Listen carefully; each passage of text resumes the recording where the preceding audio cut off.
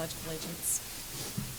I pledge allegiance to the flag of the United States of America and to the republic for which it stands, one nation, under God, indivisible, with liberty and justice for all.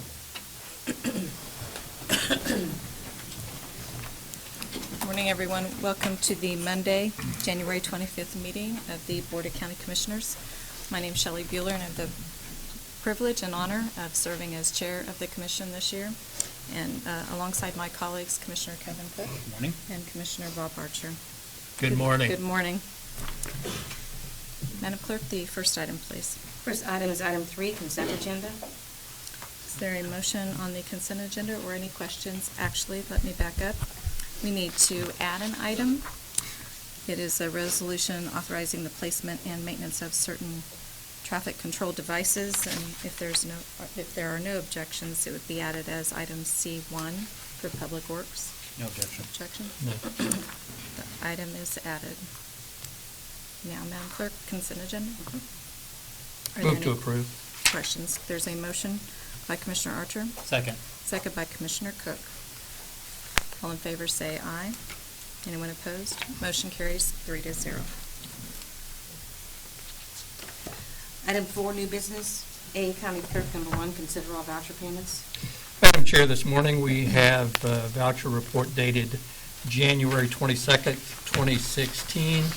Total amount of $645,992.20. Some of the highlights of the vouchers include withholding tax of $56,000, Helping Hands Humane Society for $30,000, the District Court for $68,000, Aramark, who works with our jail, for $84,000, health insurance premiums $33,000, coroner expense $45,000, sheriff's expenses $46,000, and workers' compensation in the total amount of $96,000. I've reviewed the vouchers. Questions have been answered, and I'll make a motion to approve the vouchers as presented. Thank you. There's a motion by Commissioner Archer. I'll second, also noting the Stormont Vale for $20,330.79, which is coming to an end hopefully in this year. Thank you. All those in favor say aye. Anyone opposed? Motion carries 3-0. Item A2, consider correction orders. I'll move approval. Second. Second by Commissioner Archer. All in favor say aye. Anyone opposed? Motion carries 3-0. Okay, Commissioners, how would you like me to handle the next items, the next 13 items? Would you like me to read?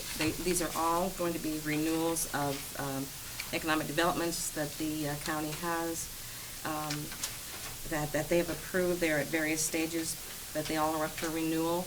I can read them one at a time, and you can take action on in each individual one, or I can read them all together. You can, however you want to do. Read all together.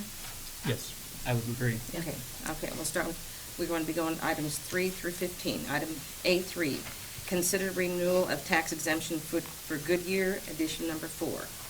Item A4, consider renewal of tax exemption for Hill's Pet Nutrition, feline animal colony. A5, consider renewal of tax exemption for Hill's Pet Nutrition, canine animal colony. A6, consider renewal of tax exemption for Mars Chocolate North America, LLC. A7, consider renewal of tax exemption for Allen Foods / Bimbo Bakeries USA, Inc. A8, consider renewal of tax exemption for Big Heart Pet Brands, formerly known as Del Monte Foods, Inc. A9, consider renewal of tax exemption for Big Heart Pet Brands, formerly known as Del Monte Foods, Inc., expansion. A10, consider renewal of tax exemption for Big Heart Pet Brands, formerly known as Del Monte Foods, Inc., expansion number 2. A11, consider renewal of tax exemption for HME, Inc., expansion number 2. A12, consider renewal of tax exemption for Crosswind Pet Foods, Inc. A13, consider renewal of tax exemption for Frito-Lay, Inc. A14, consider renewal of tax exemption for Frito-Lay, Inc. expansion. And A15, renewal of tax exemption for Target Distribution Center. Commissioner, all of these have been, they have all followed the format set out in our resolution. They have provided a letter stating that they have met the qualifications set out by the commission. They have paid their $100 fee. All of these have been reviewed by our county counselor, and at that point, if he has any additional questions or requires any additional information, that is done prior to bringing it to you. He did not have make any exceptions, and we have only one other exemption that still will be coming, and we'll have it on the agenda next Monday. We think that's supposed to be here. But other than that, we just ask that they approve. We do have several of the representatives in the audience with us, so if you have any specific questions for any of them, I'm sure they're eager to get up and speak to you. Otherwise, my office and the county counselor's office are recommending that we approve them for one more year. A lot of very good economic development here. Okay, thank you. We'll ask if there are Dr. Jones. questions first from the commission. I don't have any questions. I would note that some of these do expire this year. Some have other expiration dates, and as they expire, those properties then would be placed onto the tax rolls. And we review them annually, but I think there were 2 or 3 this is their last year, 2016, and they are staggered then clear to 2024, I think at least. So, yes. Thank you. Anyone in the audience that would like to make a comment? Feel free to. You can come up to the podium. Okay. I'll make a motion to approve renewal of the tax exemptions as documented in items A3 through A15. Second. Thank you. Motion by Commissioner Archer and second by Commissioner Cook. All in favor say aye. Anyone opposed? Motion carries 3-0. Thank you. Thank you. I know they all appreciate that.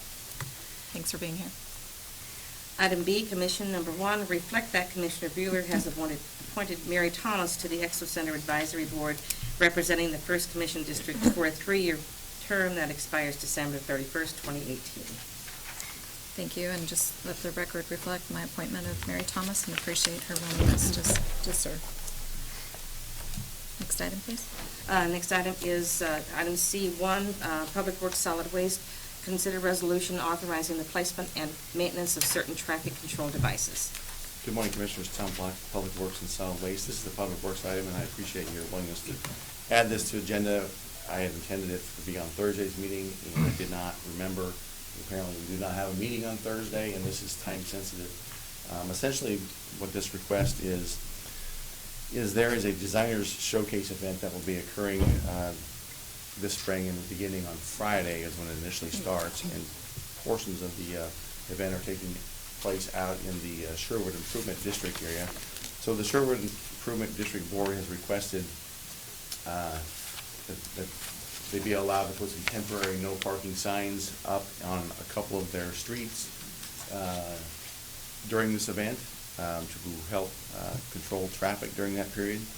The locations would be on Southwest Nottingham Road, from Southwest 37th Street to Southwest Warwick Road on both sides of the street. And the other location would be Southwest Suffolk Road from the intersection of Southwest Nottingham west to Southwest Chelmsford Road on the north side only. The intent, the timing of this would be we would put them up on this Thursday, and with removal on Monday, May 16th, when the events are finally complete. So if there's any questions, I'd be happy to try to answer them. Thank you, Tom. Any questions? I'll move approval of the resolution. Second. Second by Commissioner Archer. All in favor say aye. Anyone opposed? Motion carries 3-0. Thank you very Thanks, much. Tom. Item 5, administrative communications.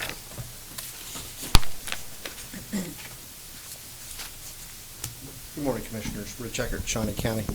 I would like to remind everyone that Wednesday, January 27th, is Local Government Day, and that's being hosted jointly by the League of Kansas Municipalities and Kansas Association of Counties. That is at the Capitol Plaza Hotel. They have a workshop that starts at 2:30.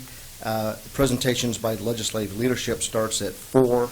And then at 5 o'clock is the social hour for county officials and legislators. So it's a free event. Everybody is welcome to attend.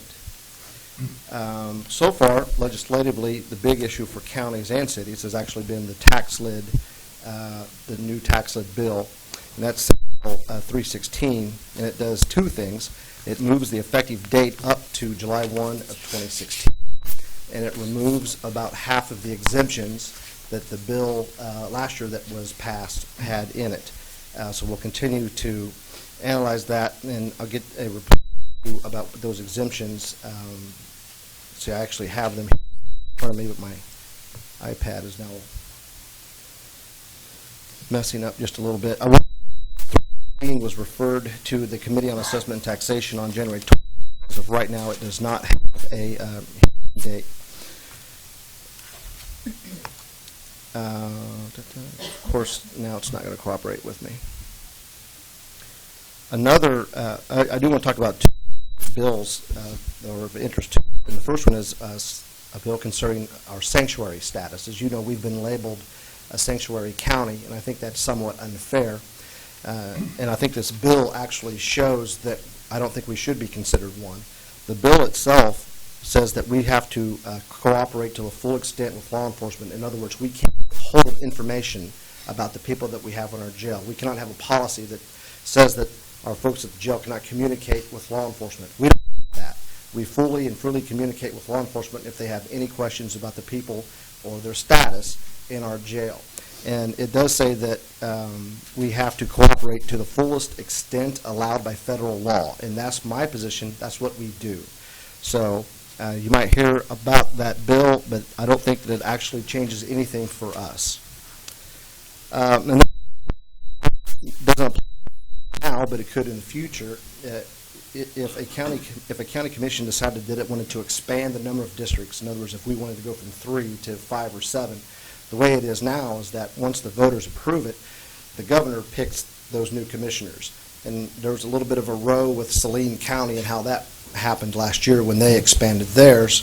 And the new bill would now allow for a special election to be called within 45 days, and we would actually elect those new commissioners.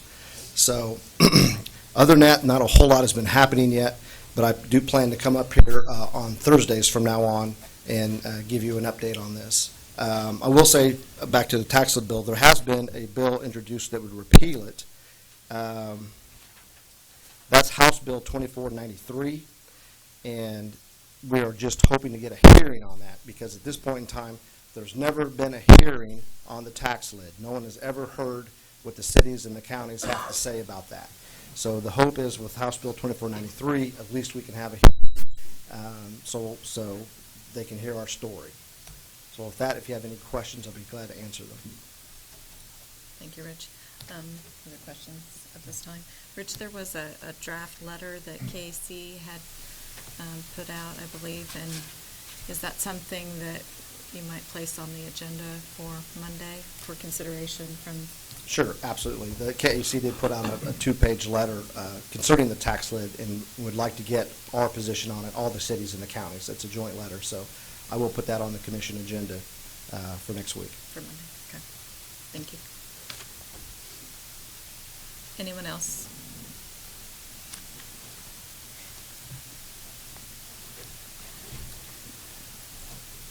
Good morning, Commissioners. John Knight, Parks and Recreation. With the other action that you took this morning about economic development, this is probably a good time. Having Mike pass out some news releases about some recent studies done by our National Recreation and Park Association. In fact, the most recent one that just came out was the Center for Regional Development at George Mason University did a survey of the economic impact of local and regional parks on their communities, and they found it to be about $140 billion and 1 million jobs nationwide. How does that affect Kansas? Well, they've looked back at Kansas. They broke that down to creating about $1 billion in economic development locally and about 9,000 jobs in Kansas alone. This is real close to another economic study that was done several years ago by the University of Kansas Master's Level Business College, who looked at the investment of local governments into communities. I've shared this information with the commission before, but they found that out of every dollar invested, $1.70 is what the return is on park and recreation projects. That study came out a couple of weeks ago, and a new one just came out, is a park support study, and that went nationwide as well. It showed that 83% of Americans believe that benefit from the local parks, and 92 believe that their communities benefit. Survey respondents agree that the local parks and recs are worth the $70, which is the average per resident being spent on recreation services. We're just a little bit below that, but they think that that's a good investment. And a similar study, the last time they did a park support study was in 1992. Those numbers haven't changed much. They've increased a little bit, which was kind of surprising to a lot of people with all the different options. In 1992, we didn't have Xbox, and we didn't have all these other kind of games to compete for everybody's participation, and the support from the community has grown since 1992. That being said, we've shared with each of you the press releases, and I just thought that was valuable information to bring to the county commissioners. Be happy to answer any other questions you may have. Any questions? Thank you, John. Thank you. Comments? Yeah, thank you, John. I'm glad you brought that forward. I read the study and was very impressed with the results. And after a ho-hum agenda, it's good to have a headline that Tim can use as far as Capital Journal goes. So thank you for bringing that up. Thank you, Commissioners. Anyone else for administrative communications? No? Just might make a note that no meeting on Thursday. Jane, it's good to see you back in your chair. Very good to see you back. And I might just mention that Diana Martin, we all had a chance to go up and see her on Friday. She's retiring after 32 years with Shawnee County. And I went up to see her, and she had a trash can and a recycling bin, and I said, oh, you're really, really going, I guess. So she has a wealth of information in her head. She is going to be missed a great deal. I don't know, Clerk, Yeah. Madam Clerk, do you have anything you want to add? Well, it's, how do you replace someone who's been there that long? And she's worked with all this economic development stuff, and has passed the baton to Cindy Harper, who's doing a wonderful job. We are all literally picking up the pieces and kind of trying to sew it all back together. But, patchwork quilt, that's kind of what we're doing, and she will be missed, but we're also very, very happy that she can get up in the morning whenever she wants to. So that's she's looking forward to. We thank her for her years of service, most definitely. Thank you. Commissioners? Nothing? Good. Nope. Commissioner Archer? Thank you. Item 6, executive session. Counselor, is there a need? If not, we are adjourned. Thank you.